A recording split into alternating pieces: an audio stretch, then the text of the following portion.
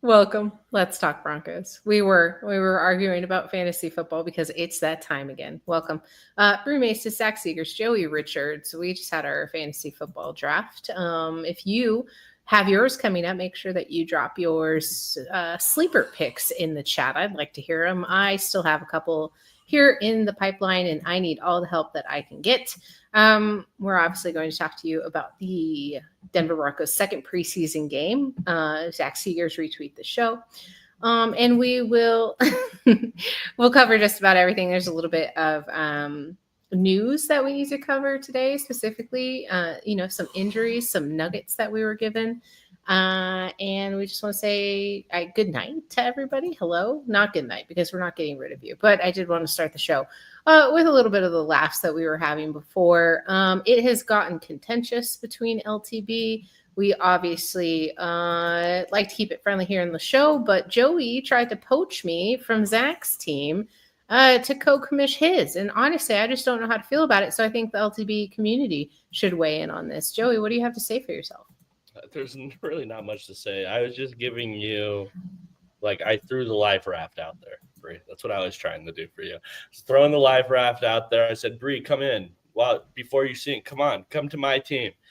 And then you decided to stick with Zach's team.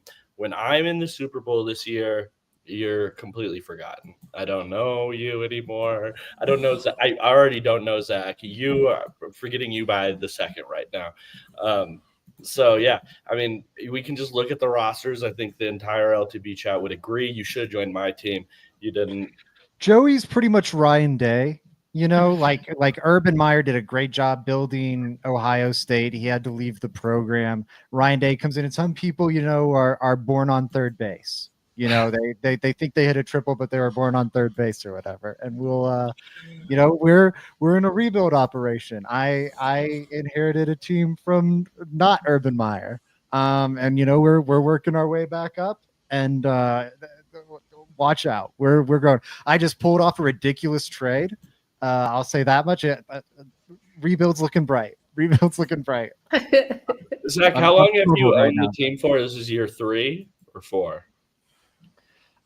This would be year 3. I mean, we can get into this. I inherited a very old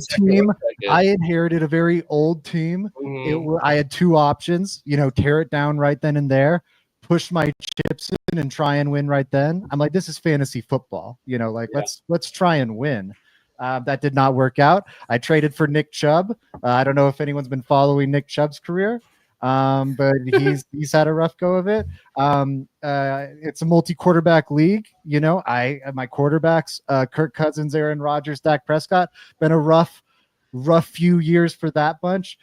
So I kind of blew my win now window, and now I'm in a forced rebuild situation.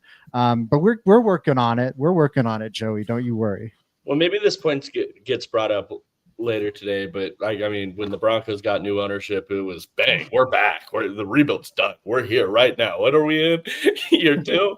Zach's still behind, man. We're in rebuild year 4. Hey, it's a Lions rebuild. It's a Lions rebuild. It's going to take a second. It's going to it's going to take some time. Yes, yeah. It's their 0-16. We just missed the playoffs last year. We're not down that terribly bad, but we'll hey, Lenora Sellers, here we come. Build it from the ground up. You don't buy it. Joey's trying to buy championships over here, and that's okay. We still love him. Victory lap, yes, but it does actually paint a nice picture of why Zach has so much hatred in his direction. Simply because I think he is scarred and scorned from the downfall that was. I mean, Chubb, I will say, Chubb wasn't overrated until his knee, his leg snapped in half. Bree, segue. Terrible segue, but a wonderful segue. Let's jump into it. We'll start with some news out of the second preseason game. Gotta fix my face here. A few injury updates and roster moves. Nick Benito having the procedure, a little bone spur removed. Is basically a precautionary procedure, and Broncos expect him to be ready by week 1, so that's good news. Nate Atkins went under the knife there. I think I'm trying to remember exactly what a tightrope surgery, right, on a high ankle sprain. So not going to be ready for the regular season, which sort of makes this next move make a lot of sense. Adam Prentice was signed.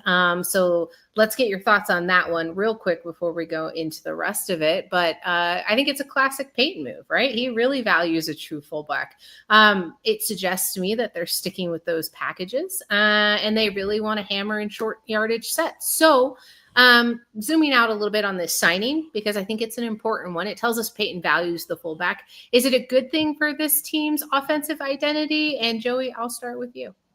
Yeah, I mean, I really feel like it isn't as hard to find a fullback in today's NFL just because there are so few teams that actually even have a fullback part of the roster. So the Broncos being able to pick up one that is good at this point makes sense.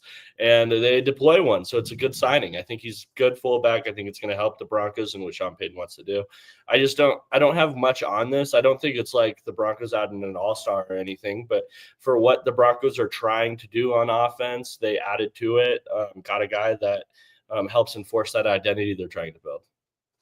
I really wonder if, I don't know, the Caden Prescore and fumble last night had anything to do with this. I think with Nate Adkins having his high ankle sprain issue, he's expected to miss some time with that tightrope surgery. It seemed like Caden Prescore could maybe get some work as like that fullback tight end hybrid. I wonder if, him having that big blunder last night made them think maybe we want a trusted veteran in that role. And that's why we see Adam Prentice get added here. I also wonder if this is bad news for Michael Burton, because he is just a much Prentice, that is just a much younger fullback. So I'm curious to see how that plays out. I think it's good though. Like Joey said, it's not anything, game changing, but he's a competent fullback. And, Sean Payton clearly values that to an extent. Mm-hmm. I'm glad that mishap happened in a preseason game. Kind of heartbreaking for Prescorn.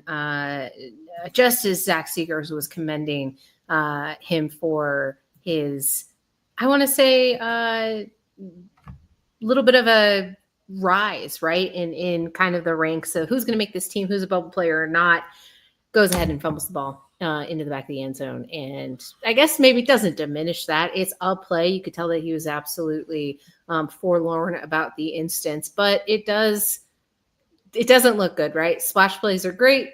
Bad plays are just as loud. So we'll see what happens there. It'll be interesting.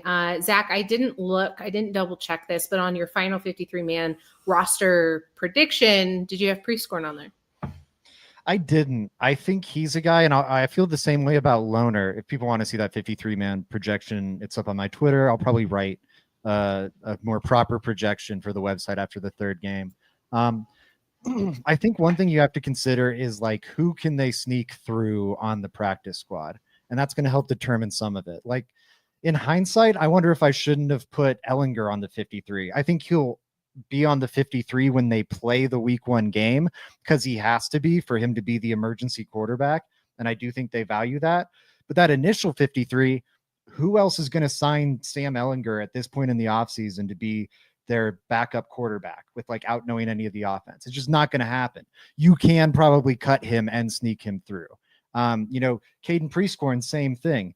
The Broncos might like him as a fullback tight end hybrid, but he is a UDFA rookie who was already cut by the Lions and made it through waivers to the Broncos. Maybe they claimed him off waivers, but either way, they're a playoff team last year. They're lower down in the waiver order. It's not like he's a super in-demand commodity. You'd think you can likely sneak him through. Caleb Loner. We know the Colts were apparently interested in him, and that's why the Broncos took him in the 7th round originally. He's looked so raw this preseason that is anyone going to spend a 53-man roster spot on him when they haven't had him at all training camp? They just sight unseen, they're going to spend a roster spot on this guy.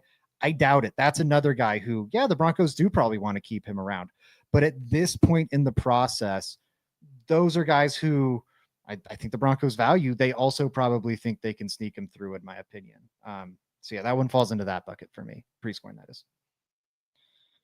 Yeah, definitely. I could see that. I was struggling with how to bring this one up because I think I've been pretty adamant, pretty vocal on my already not deep concern, but maybe a piece of intuition within myself of hoping that the O-line remains relatively healthy going into the season. Obviously, a terrible and heartbreaking injury for Nick Gargiulo. I'm pretty sure that leg is very much so broken. Carted off, going to be placed on IR. Likely done for the season. I don't really see anything past that, but it's a big depth blow on the offensive line. He was being kind of raised up there as the developmental interior guy, and this could push the Broncos to explore outside depth or possibly waiver claims, right? I mean, if it's the time to do so, I guess it's now as we look to the Broncos making their final decisions from going from 90 to 53. Joey, right back to you. Does this seem like the loss of someone you were hoping would be able to slot in and cover for any multitude of reasons, right? We see what happens when the depth maybe loses a key piece. Was Gargiulo in your plans moving forward? I'd be interested. I personally didn't really have him too much in there. I mean, late round draft pick just last year, and this was a guy like when you're drafted that late, it's hard to get built up, but he started off the preseason pretty strong in that first game. I think the Broncos are playing with their depth in a way that I find interesting. I think that they're prioritizing tackles that can kick in. That's one thing I've noticed the last couple of years, at least under the Sean Payton thing with Alex Pawlowski, and then also Matt Hurt is getting a lot of reps also at guard.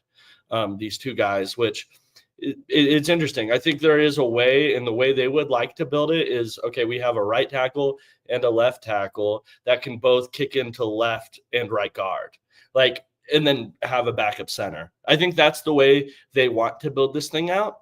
And then you have Alex Forsythe at center. So is your backup center right now. So I'm not looking at it like as a, oh God, the Broncos, man, what are we going to do now? Because I don't know necessarily if he was in the plans to slide in at any of these positions for this upcoming year. And then hopefully he can come back and kick ass this next season if it's a season-ending injury, right? Because he started off so well this year. Yeah, he had a good start to things. It seemed like maybe he would be more in the mix this season. I don't think he would have been on my final roster projection, but definitely a bubble guy. I was light on the offensive line in my projection. So, he would have been in the mix for that battle to be that ninth guy, provide some backup guard depth. I think you feel really bad for him after this injury because hopefully he bounces back next year, but this is a guy who was already on the roster bubble, and this is obviously a very serious injury. So fingers crossed for him going forward. Yeah, absolutely. Never want to see that happen. I didn't want to see any replays. It wasn't any cool. But let's move on to the last kind of news bit I have before we jump into the reaction to the Broncos Cardinals.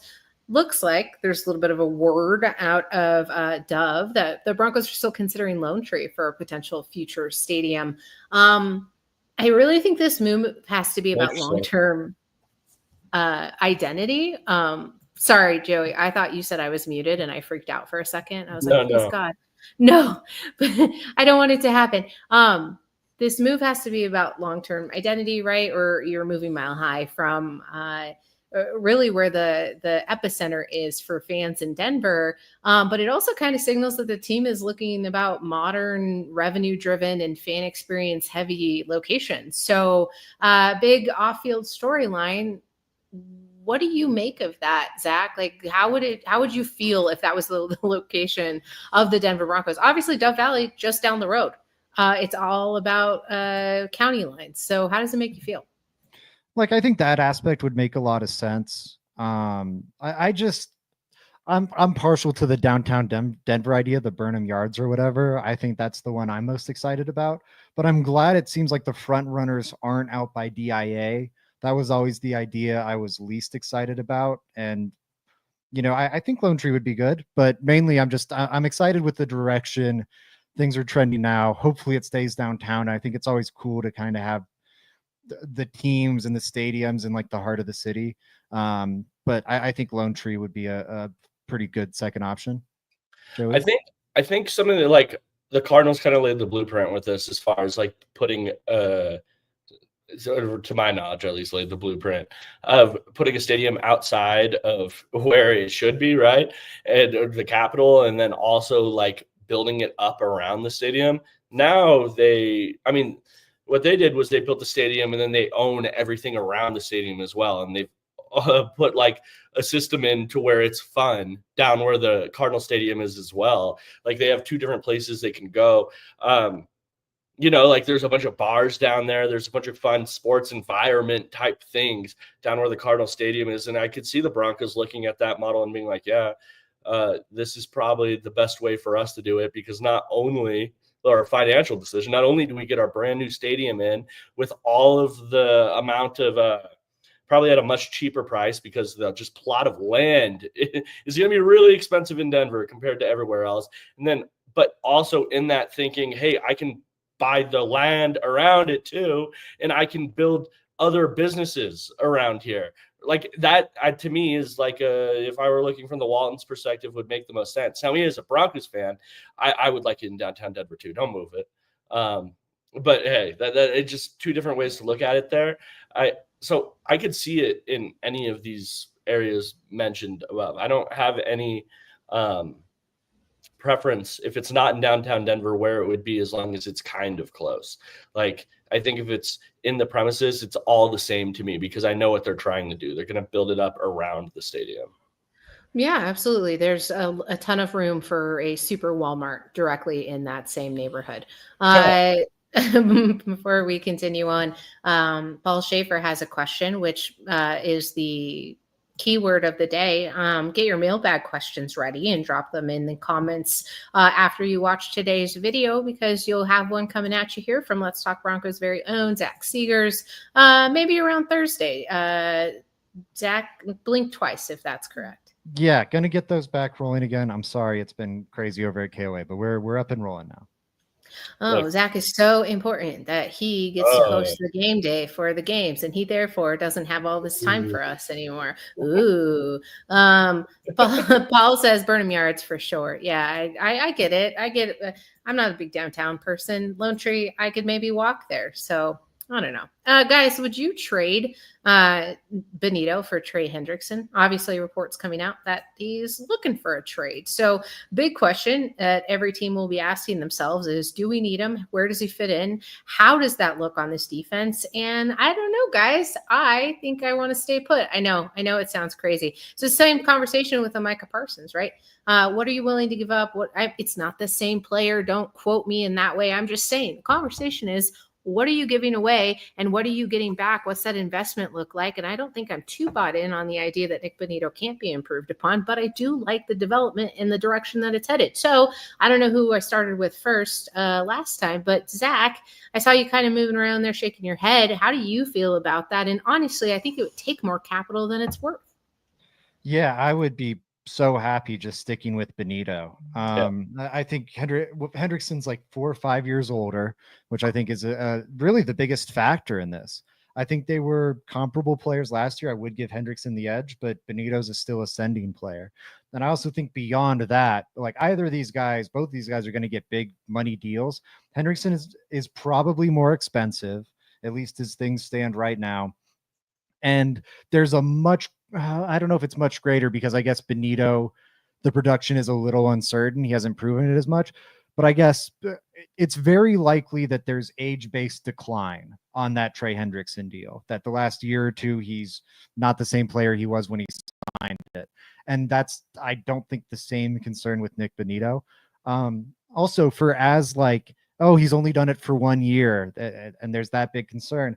I keep going back to 2 years ago when, like, on a per snap basis, you look at pass rush productivity rating, which like boils down sacks, pressures, all that on a per snap basis to one easy, simple number. You look at that and pass rush win rate in both categories. He was like top 7, top 8 in the league 2 years ago. So he's looked like this elite pass rushing presence for a few years now.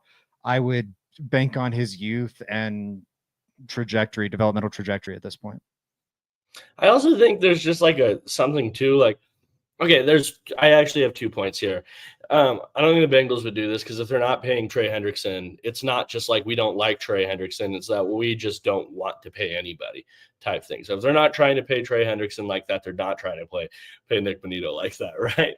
So they're not doing that one-to-one. The other part about this is from the Broncos perspective, and I think from the Bengals perspective, you don't see any of these one-for-one trades, running back for running back, defensive end for defensive end trades, or even really player-for-player trades very often.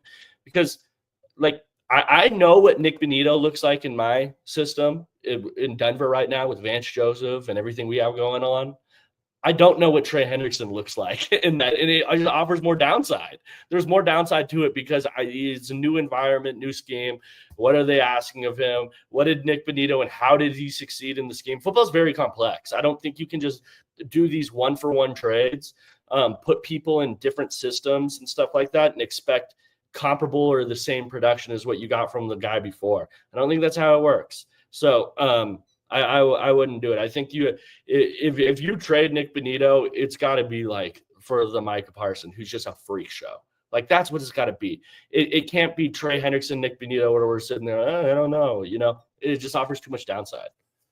Yeah, Joey, I'm glad that you brought that up because I have often thought, well, if you take a player and you place them into a system, there's no way that it's the ideal circumstances that you need them to succeed or have the kind of efficiency that they had in previous circumstances. I don't like the idea that you can just plug and play players because coaching is different. Obviously, scheme is different, but there's a whole lot of things that go into it than just a player being dropped into a team and hoping that he makes an immediate impact and or difference. So it's basketball trades get that in people's heads, because it's true.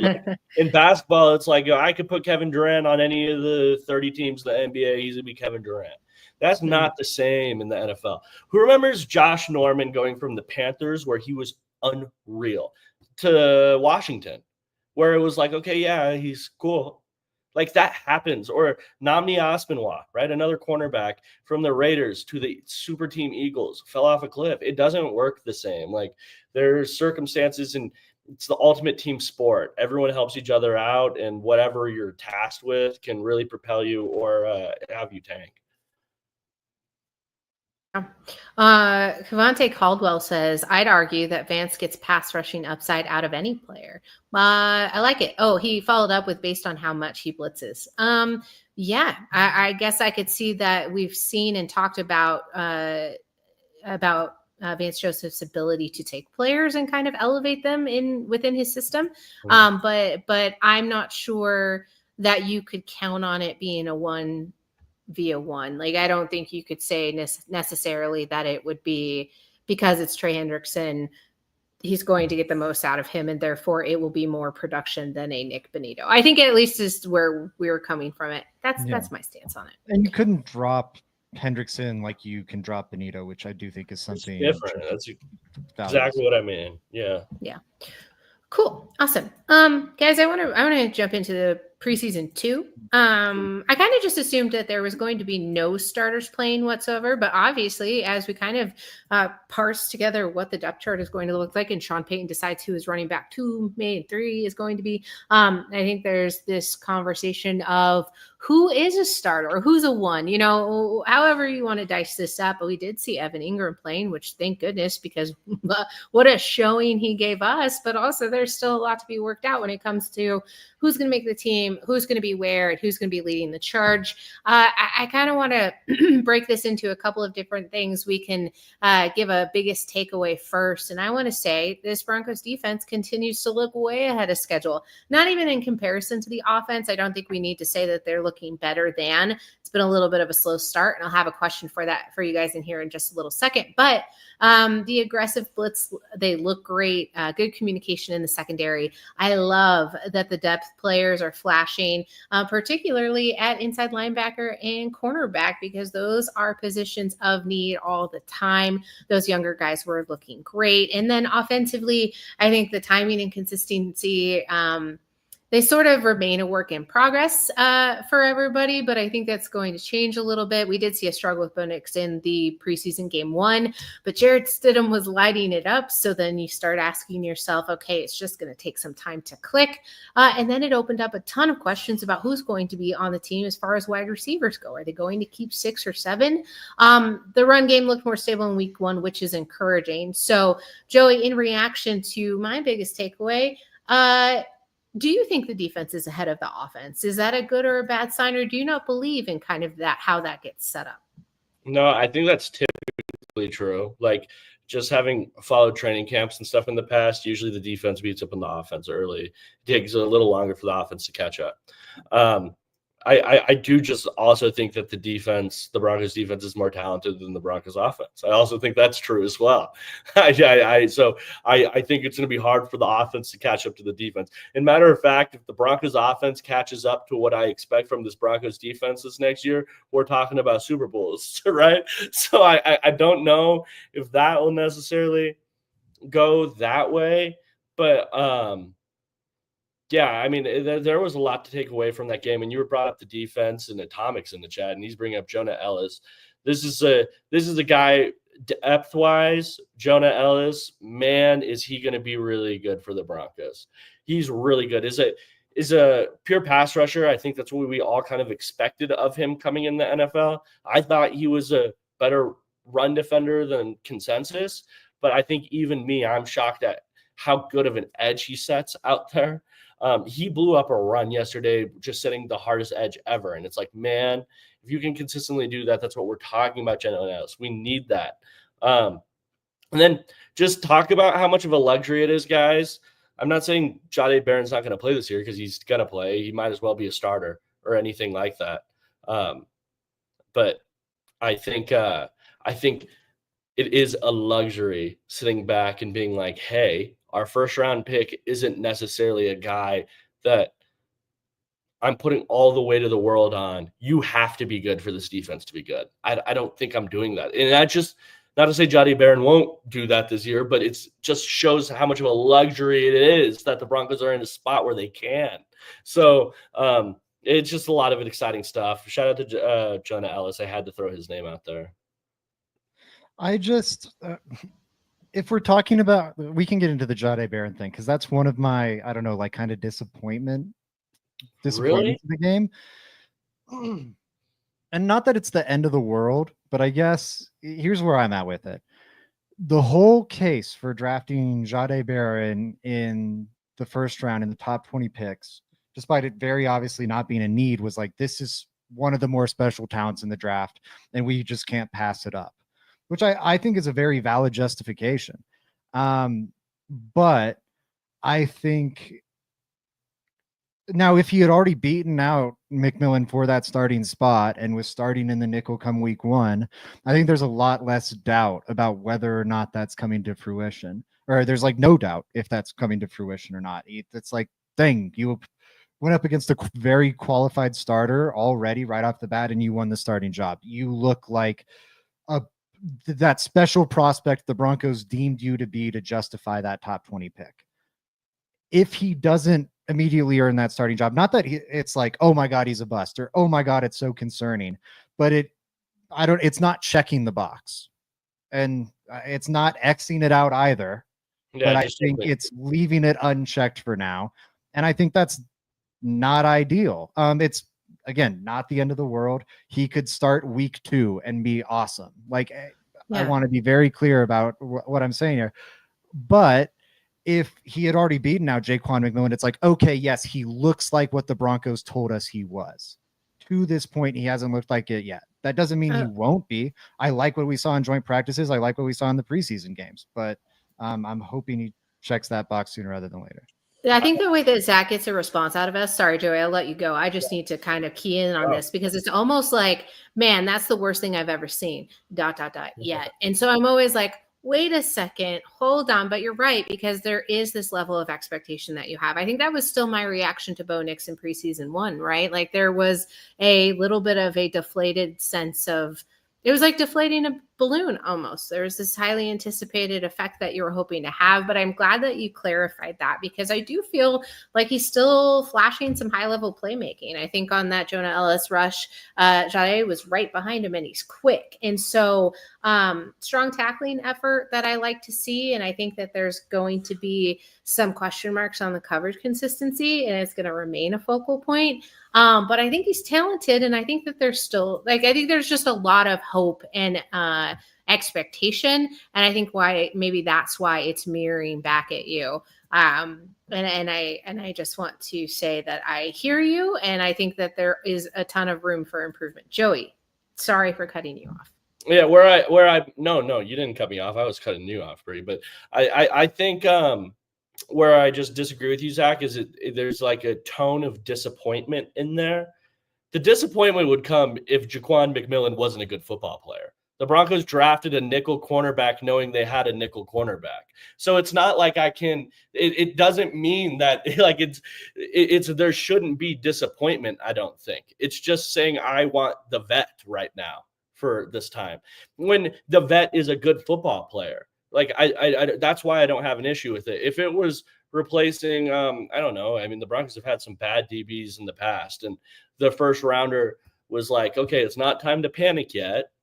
He's a rookie, but it is leaving the box unchecked there because he can't beat out so-and-so. But it's Jaquan McMillan, who I saw on the outside of preseason game 1, all like 5'9" of him, making a hell of a play on the ball. And it sounds like this entire training camp, he's been getting interceptions and making plays on the ball and stuff like that. So I don't look at it as like a disappointment. I'm not even looking at it as another thing you mentioned was hopefully he does check that box soon. I guess I could be perceiving soon differently than you're meaning to say it. But like, honestly, that probably would mean Jaquan McMillan's not doing his job, which means Jahdae Barron has to go take it. I think Jahdae Barron could be in a limited role in year 1 and still be a damn good football player and it's damn good draft pick. And even in a year 1, make a difference. It's just the Broncos are in a position where they have the luxury of taking a defender who doesn't have to take necessarily 80% of the snaps in year 1. I still think there's a value to that. And then going past the season, it's not about now, it's about 2 or 3, and you want to give that guy a second contract years down the line, is what's going to make the Jahdae Barron signing more meaningful. Certainly. I think that's what it ultimately comes down to. I do think it's a mild disappointment, though, because I don't think Jaquan McMillan's the best nickel in the league. I think he is a surpassable nickel. I think he's around the prime meridian, probably a little above it, probably somewhere between like 10 and 16. I mean, I'm not ranking him out right now, but I don't think he's elite at the position. I don't think he's a problem area. I think, yeah, the expectation 2 months ago, and I mean, look at this show, what we were saying about Jahdae Barron 2-3 months ago. Not only was the expectation he's going to absolutely be starting at nickel, but hey, he might even be starting on the outside too. Is it a problem that he's not doing that yet? No, I don't think so. Does it mean he's a little behind what we were expecting of him at this juncture? Yeah. And that's kind of where I'm at. I'm not concerned, but I think it's less than what I had hoped, I guess is how I'd put it. And I think I'm not saying that with any worry, but yeah, it's a mild disappointment, but not the end of the world. Just last point. I think you're ranking them. That's perfect. Like you said, 10 to 16 range. I feel like if Jahdae Barron came in and started and was the 16th best nickel corner, I'd be like, okay, solid rookie season. If Jaquan McMillan is the 12th best nickel corner this year and the 16th guy can't beat him out, it makes sense. And that's that's the only thing. And if he did start, like I said, was the 16th best nickel this year, it'd be like, oh yeah, good start to a rookie campaign there. You're only going up, buddy, Yeah, so no, I agree. I think we're in agreement. Middle of the pack. And now if he sucks, that's an issue. It's like, Jahdae, why didn't you beat him out? But I just haven't seen that. Yeah, maybe a little bit of a growth and development phase here. Not going to be able to really grade it out till the end of the season. So I look forward to it because wouldn't that be something? Also encouraging to see that the rest of the DBs are coming along quite swimmingly. It looks like there's going to be some competition there. I think I see KAD mentioned in the chat. Something we'll get into, but I do want to get to Zach's biggest takeaway from the game against the Arizona Cardinals. Zach, hit me with it. The Broncos don't have one number 2 pass catcher in this offense. They've got 8. It's ridiculous. Cortland Sutton's going to catch the most passes on this team. I feel very confident in that fact. I think maybe Evan Ingram is in his own tier at number 2. I could totally see that. I think there's a very good chance that between 2 and again, like 8, it's very similar. Evan Ingram, RJ Harvey, I think at this point, I think he's going to have a pretty big role in the offense. I loved what we saw out of him. We'll talk more about that in a second, but those 2. And then, I guess it's 7. I was miscounting. And then the 5 wide receivers after Sutton, I think are all going to I mean, Valet, maybe he gets moved or something, but goodness, Pat Bryant looks awesome. I love how he's moving out there. He's attacking the ball great. He had 4 catches. Every single one moved the sticks. And 3 of them were like 10+ yard catches. One was like an 8-yard catch on 3rd and 7. I mean, that's just, it's nice to see that like clutch nature. He's a good route runner. I think that's translating from his college tape, and the after the catch ability, it was always sneaky good. I think that's translating. I'm really hyped on that. Troy Franklin, my God, 2-3 months ago, talk about like being in a different place 2-3 months ago to where we are now. I was out on Troy Franklin. Like we'd have comments in the chat like, oh, what do you think about Troy Franklin this year? And in my head, I was like, oh man, that guy might get cut. Like, I don't like, I had no if he is on the team, he's wide receiver 6. If you told me if Zach came back from a DeLorean from 12 months in the future and told me that Troy Franklin's the best receiver on the Denver Broncos and it's pretty clear cut, I mean, I wouldn't be that surprised. I would still bet on it being Cortland Sutton, but what we're seeing out of Troy Franklin, and I own it's a training camp preseason setting. We need to see it in regular season and then consistently in the regular season. It's not just going to be finished after week 1. But man, like last year, he was always great at separating. It was just he got knocked off his route like crazy and he couldn't catch the ball. And now he's not getting knocked off his route. He's still separating like crazy. He's catching the ball and making hard catches at a really high clip. All training camp long, too, he was a reliable set of hands. And because you're seeing that better physicality throughout the route, well, that translates after the catch point, too. One of the knocks on him in college, like the physicality was really big throughout his route running and at the catch point and everything.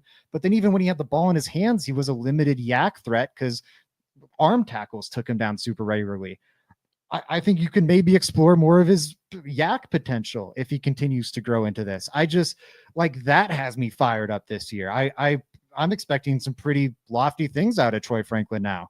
I'm having to refer to my notes. Evan Ingram, you mentioned him while we're on the topic of pass catchers. My God, he's barely played for the Broncos and he's got 60 receiving yards. It's going to be a game changer to have that in the receiving room.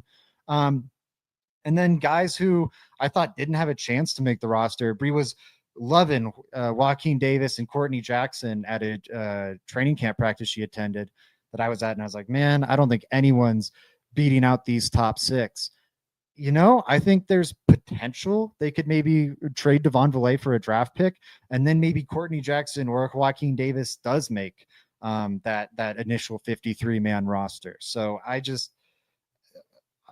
don't know about they don't have a T Higgins or a Jamar Chase in it. Like maybe Sutton's the T Higgins, but they don't have that like, whoa, like they've got crazy studs all over the place. I think they've got a lot of depth of like really good contributors. And I'm excited to see how it comes together because that's also kind of what Payton wants. He wants his, spice cabinet of different options that he can deploy in the right moment. And I'm excited to see how that comes together. Zach, to your point, my notes, something about Jahdae Barron, about how they don't have to count on it. We just went over that. I have something about the running backs, which I'll hit on next. And then my third bullet point here is Troy Franklin was kidnapped. That's my third bullet point. This is a completely different player than what I saw last year. You said the hands. Another aspect of this was the guy could not track the ball in the air at all. It was unbelievable last year. It drove me insane. And it's the main reason why. I mean, if you wanted to call me a Troy Franklin hater, I was a Troy Franklin hater this all last time. I was talking crazy. I was saying he's an athlete. I don't know about the receiver stuff. And boy, is he making me eat my words right now. He totally is. You brought up the point about the hands. First preseason game. I mean, it wasn't like a circus catch, but catching a ball over the middle, completely extended outside his frame, catching it, that was a catch I don't think he's making last year. This prior game, the one we just saw, now he's going over the top of people and making catches. Who the hell is this Troy Franklin? Who does Sean Payton have wearing this number 11 jersey? I know number 16. I don't know number 11. I don't know this version. It's a completely different Troy Franklin out there. And I'm excited about it. I'm pumped up because this brings a whole different level to the Broncos receiving core that I wasn't even anticipating. I didn't even have written down as maybe this can happen, and that bumps the Broncos up, But the Troy Franklin development is what I didn't even see, and it looks like it will bump them up. I think it does translate to the regular season as well. I do. These are catches that are just like it's still going through full contact. I think the Troy Franklin I saw last year struggling in preseason the same way he's struggling in regular season, the same way he struggled in training camp. It was literally finding the ball in the air, moving to the ball, and then catching it. Like, he had a very difficult time at that. And this year he looks so much more polished. It's super exciting. I'm stoked about the wide receiver room right now. It is, and it's so tremendous to see that there's a ton of competition. It's not necessarily that you know exactly how this is going to work itself out. I want to say that I did highlight Troy Franklin as the individual for the Denver Broncos who had to have that breakout performance this year. And there's a part of me that felt like it was silly to say it because I was in the same boat. We had witnessed him struggle to the lengths that he had with so much of an anticipation of it being a different player. And now he's far exceeding those expectations. So I'm right there with you guys. Whatever he did in this offseason was 100% what he needed to do. And I look to see how that translates because obviously we don't know until we see it in the regular season. And I hope it is a happy and long 2025 with lots and lots of yards. I did see somebody ask who Courtney Jackson is. I just want to say another one of I hope he makes this team. I have been slandered with a bunch of get your hopes ready to dash here as everyone tells me Michael Bandy and Courtney Jackson won't be making this team. Well, it looks like Courtney Jackson had a little bit of a secret he was hiding there. He's quite the return specialist. So the Broncos are probably going to look to utilize him as a multi-versatile player. He was able to show not only his speed there, but I think he's going to be a welcome addition on the offense when needed. I'm looking for Sean Payton and the Broncos to really try to change things up here when it comes to just how the offense fluctuates and all the different looks that they're going to be throwing in. Last year was a lot of words. They were all thrown together. Play calls were super long. It looks like he's simplifying that some sort, but I think that means he's making room for there to be a whole lot of options for Bo Nix going into his sophomore season. Zach, I see you highlighted he's throwing blocks and catching over the shoulder through contact. Is that a nice Franklin compliment to you? Yeah, I just wanted to highlight because like the contested catches thing is crazy, but man, if you told, I don't think I would have believed someone telling me, hey, Troy Franklin's going to be laying really nice blocks after the catch, like downfield. That's crazy. And one thing that I am a believer in, I think one of the best indicators of at least like team culture on the offensive side of the ball is how your wide receivers are blocking. Watch the 49ers. Those wide receivers block their asses off. Watch the Rams. Watch the Lions. Watch like any of the best offenses in the league. Their wide receivers block their asses off. And it's I really, it is maybe a silly I don't know, intangible thing, but I really buy into it that it like reflects the culture of the offense. And I did not mean to click the Mike Pence comment. I don't know how that happened. Sorry. Like those Reflect, you do. Haven't seen you in for a bit. Shout out to you. but totally lost my train of thought. I'm excited about the team. Yeah. I love that. That's a great way to end the sentence right there.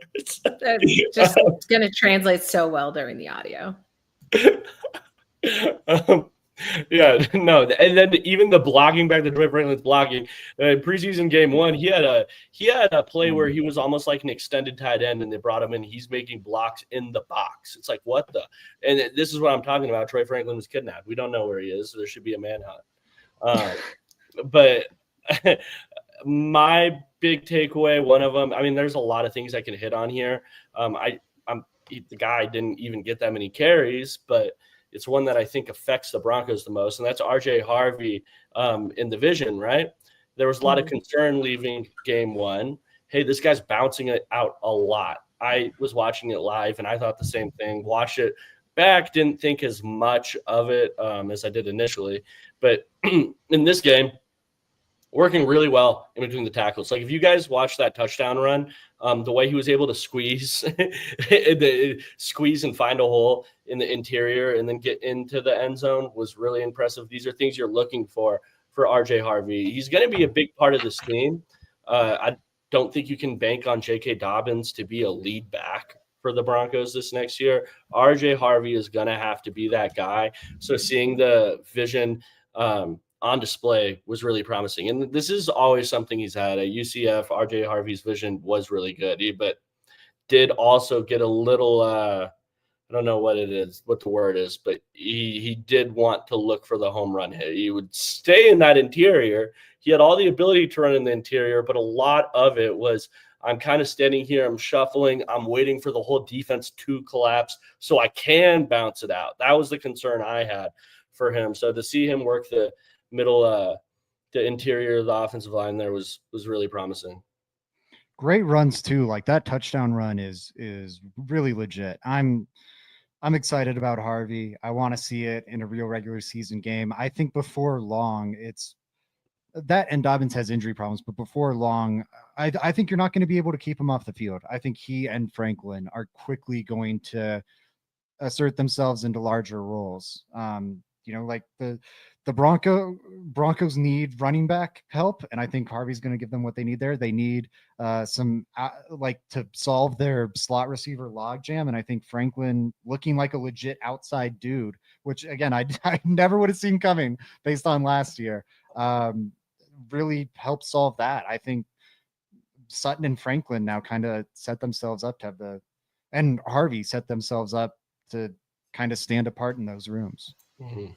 Yeah, absolutely. And I think it's really important to note that that's the complete opposite of what we were talking about when it came to the running game here for the Denver Broncos last season. Even early in the preseason, I think there was a question mark heading into how this was going to look, what it was the overall temperature check on the room. And I think we're finally being able to parse that together.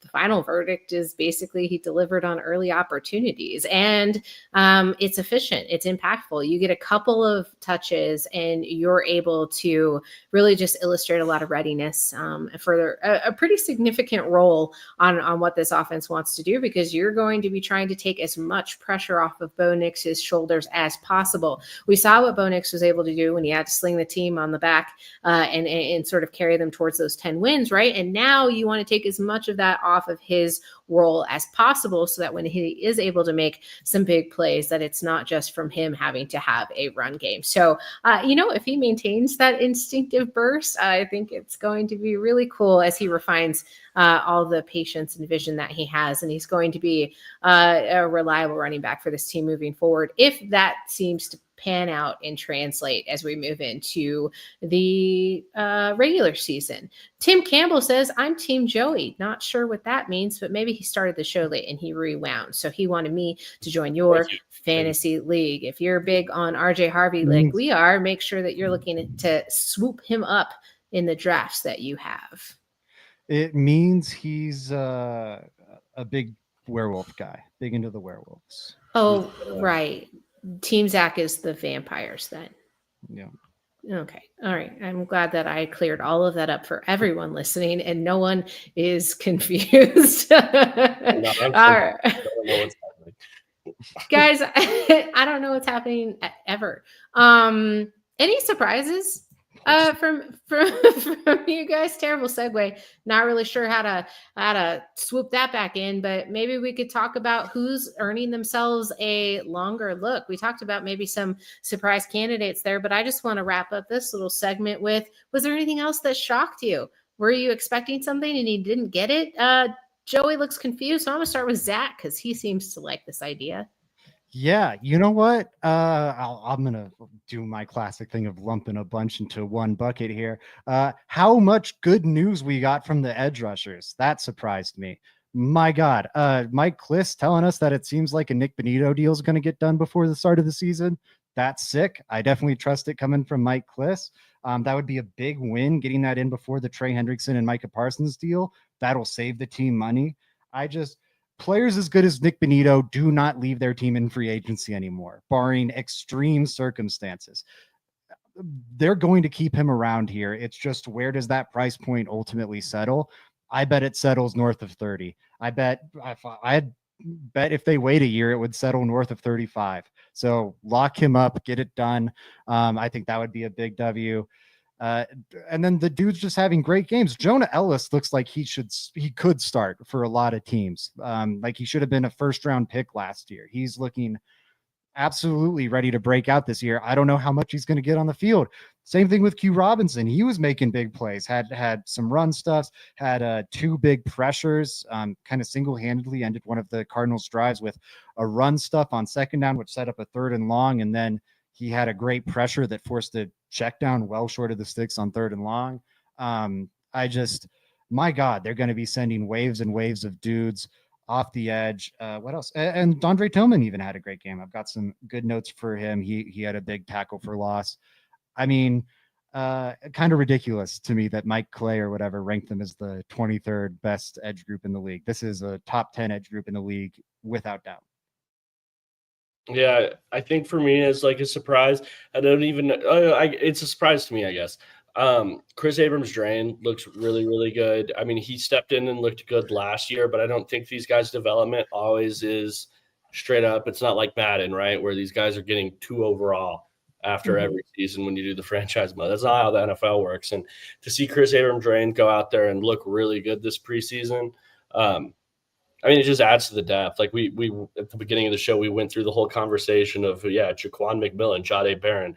You even forget to throw Chris Abrams-Drain in that mix. And then Jaquan McMillan's also getting work on as an outside corner. Like the depth in that DB room is so awesome. I remember when I had to hype myself up on Bosby. Do you guys remember Bosby during the Vic Fangio's days? Like I was hyping myself up on him with the Broncos, man. Every year during that Vic Fangio era, we were down 3 or 4 corners. It felt like it was ridiculous. So to actually have some guys in the room this year, you can play guys in different positions. The guy goes down. I mean, even this last year, the Jerry Jeudy game lit us up. Levi Wallace, feel like I was playing with him in Madden 05, right? But so I'm just happy that we actually have some guys out there right now. We do have some guys. Sorry, I was distracted by the chat. I thought Zach was going to jump in there for me, but he didn't. He failed me, and we are no longer on speaking terms. Biggest surprises, biggest takeaways. I guess it leads us to, what are we looking for going forward? I'm not really too worried about the Saints preseason 3 game, but we do have to sort of think about what lies beyond that game and even longer. Is there anything that you have your eyes on? Because guys, for me, it's still offensive line depth. So you lose one, you don't have a plan in place. How is it going to look? Who are they going to pull up? I know we already talked about it to start the show, but that really is my whole thing. I'm going to be harping on it the entirety of the season, because at the end of the day, if you're not protecting Bo and you are not able to, well, I don't know, just protect the run game either. I think that you're in a sordid state of affairs and it can all crumble from there. But also, I want to know what the identity is here for this Denver Broncos offense moving forward. Are they going to lean in on consistency? Is that going to build up? We obviously cannot tell right now because we are not in the regular season, and I just don't want to see a slow start. So are you going to lean on flashes, or are you going to build consistency when it comes to this offense? I cannot, and I cannot stress this enough. I am waiting to see what that looks like when it's all put together. Because when you see, I don't know, throwing Courtney Jackson out of the backfield for that jet sweep, and I just get so excited to say, what can you do with an entire roster of guys? Because that's what the Broncos have right now, right? And I know where optimism leads you to disenfranchised disappointment, where you want to stop going to games and watching the team. We've been there. Drew Lock, maybe. Yeah, like when Drew Lock was the quarterback for the Denver Broncos. Didn't feel very good. And I don't want to be back to the Brandon Allen, Joe Flacco, Chad Kelly. We're just not there, okay? But we need to see more, and we need to get out of that rank, because once you get there, once you take that leap and take that step, you don't want to be grounded by the what ifs, right? That window has opened up. So what does it look like moving forward? And how do they, I guess, take advantage of the opportunity that presents itself, which is not only a franchise quarterback. We're past that conversation, right? We know that you can work with Bo Nix and build around him. So who do they choose? How many wide receivers? What does the running back room look like? And are they setting up the appropriate you know what? At the end of the day, if you can throw in guys like Davis Webb and Lombardi to play call, and you get the results that you got in the first 2 preseason games, I'd say they're on track. I'd say they have something cooking up. But I don't know about you guys. What are you looking for when you're moving forward? What am I looking for? What do you mean by that exactly, Bree? What are you looking forward to? What do you want to see from the Denver Broncos as we move on through preseason game 3, week 1, and maybe even just in general? Okay. Sorry, I just need a little more clarification. It's fine. I don't know how to drive a program, and I don't. Yes, you do, Bree. I don't want to do this. I'm just kidding. Go ahead. I don't want to be around anymore. I'm going with the safety room. I want to see someone but Devon Key snag that 4th safety job. We all saw how painful that was last year when Devon Key came into the picture. Safety was supposed to be one of the more hotly contested camp battles. Not so much the starting job. We know that's Brandon Jones and Hufanga, but behind that, you had PJ Locke off his injury, Devon Key, trying to hold on to that number 4 job, but then JL Skinner and Keydron Smith, and they just signed Sam Franklin Jr. and De'Laren Turner Yell is back from being on the PUP list all last season. And now it's just none of them are taking Devon Key's job. He's been the number 4 safety the entire training camp, at least that I've seen, all throughout the preseason games. It seems like he's slotted in alongside PJ Locke there. And we know what that option is. I'm sure the Broncos are going with the best available option, but if that's Devon Key, we know what that means. That's not very great. If it's Sam Franklin or someone else, that means someone surpassed that. And that would be, I think, a nice development. So that's what I want to see over this last week of practice and preseason. Fair. I think that's fair. I think that's a big one for the Broncos is what's happening at safety. I think the other one and the most fun thing to watch, I felt like both games, is just like keeping up with the running backs from beginning to end. Like, where are they all lined up on the depth chart? Are we going to see any movement going forward as far as where guys play, when they play in the game, or is it kind of just set how it is? Is there anyone pulling away from the rest of the crowd in this last game?